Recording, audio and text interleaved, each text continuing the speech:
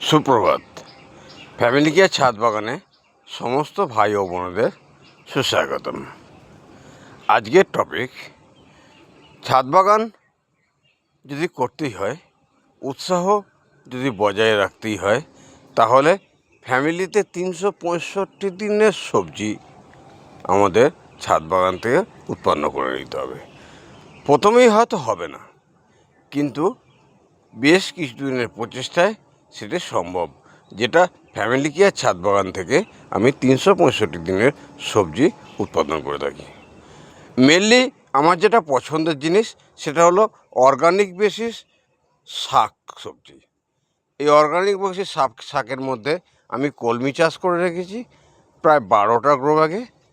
একটি গ্রো ব্যাগে কাটা হয়, অন্য গ্রো ব্যাগ আস্তে আস্তে আবার পরিণত হয় পূর্ব অবস্থায়। যেমন এখানে 6টি গ্রো ব্যাগ আছে, রেডি হয়ে গেছে কাটার জন্যে। একের পর এক কাটা হয়, একের পর এক রেডি হয়ে যায়। একদিকে করলা গাছ রেডি, করলা উৎপাদন হচ্ছে। একদিকে বেগুন গাছ রেডি, বেগুন উৎপাদন হচ্ছে। অন্যদিকে আমরা দেখছি কাটোয়ানোটের চাষ খুব ভালো রকম হচ্ছে। কাটোয়ানোটে এমন একটি শাক, একটি গাছ উড়লেই এক এক দিনের সবজি হয়ে যায়। পেঁপে, 4টি পেঁপে গাছে সম্পূর্ণভাবে পেঁপে ভর্তি, যেটি প্রয়োজন হলেই আমরা ছাদে উঠি আর একটি করে পেঁপে তুলে নেই। তাহলে কি হলো, যে কোনো সবজি ছাদে উঠলেই আমরা পাই, সেটি আর বাজারে কিনতে যেতে হবে না। আমরা দেখছি ওলের গাছ, বর্ষাকালে ওল খুব ভালো রকম হয়। 2টি পেঁপের বেড আছে 10 ফুট বাই 3 ফুট। এই 2টি বেডে মোট 5টি পেঁপের গাছ বসানো হয়েছে। 5টি পেঁপের গাছের মধ্যে একটি পুরুষ গাছ হয়েছে। এখানে আমলকির গাছ বসানো হয়েছে, আর কয়েক বছর পর এখান থেকে আমলকিও আমরা উৎপাদন পাবো। ফ্যামিলি কেয়ার ছাদ বাগানে সমস্ত ভাই বোনের উদ্দেশ্যে বলবো, যতটুকু জায়গা যেখানে পাওয়া যাবে, এখানে একটি নির্মীয়মান কনস্ট্রাকশনের উপর বেশ কিছু ঢ্যাঁড়সের চাষ করা হয়েছে।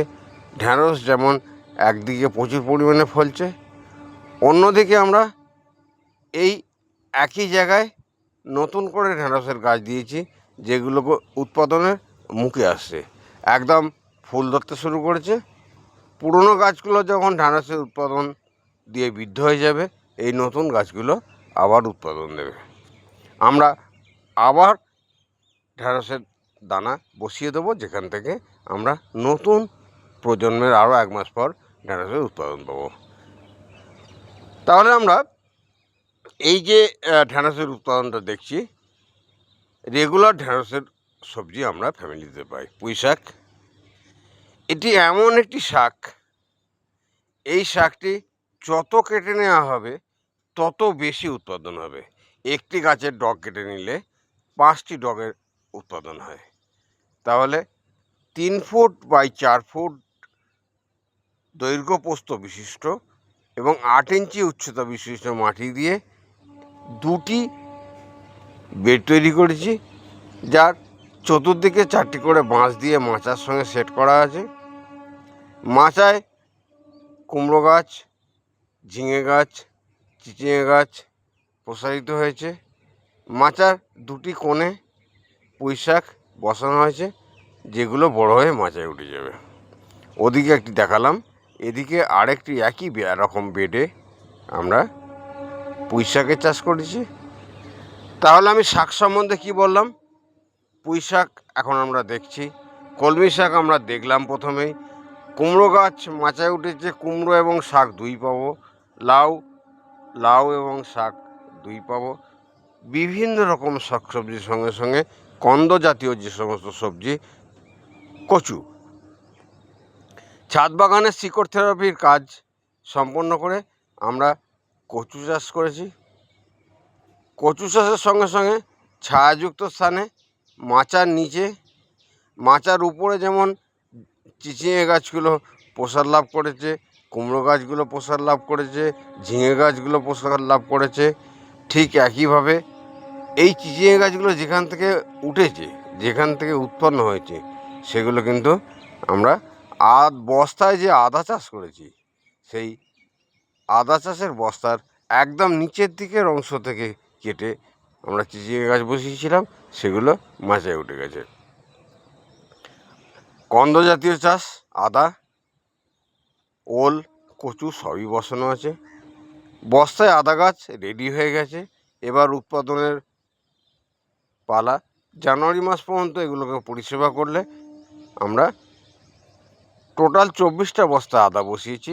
24টা বস্তা থেকে যে আদা উৎপাদন হবে প্রচুর পরিমাণে, শুধুমাত্র ফ্যামিলির প্রয়োজন নয়, কিছু হয়তো অর্থনৈতিকভাবে আমরা বাজারজাতও করতে পারবো। আমরা এদিকে একটা 10 ফুট লম্বা বেড দেখছি, এদিকে আমরা কিছু বস্তায় করে শসা গাছ বসিয়েছি। দুটো বড় বস্তা, 3টে ছোট বালতিতে আমরা শসা গাছ বসিয়েছি একটি প্ল্যাটফর্মের ওপরে।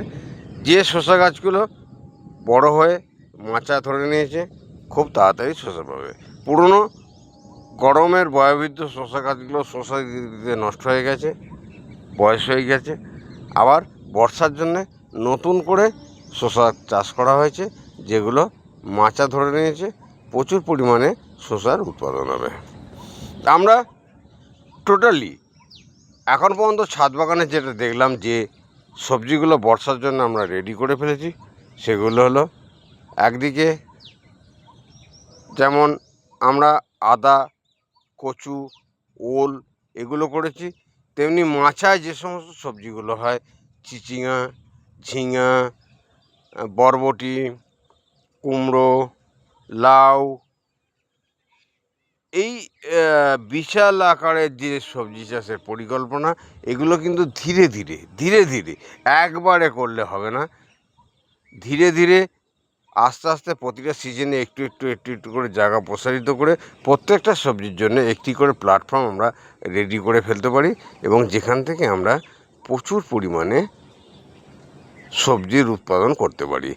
যদি আমরা 1.5 কাঠা বা 2 কাঠা বাড়ির ছাদ পাই, তাহলে 365 দিনের সবজির সঙ্গে সঙ্গে শীতকালীন সবজি আমরা বাজারজাতও করতে পারি।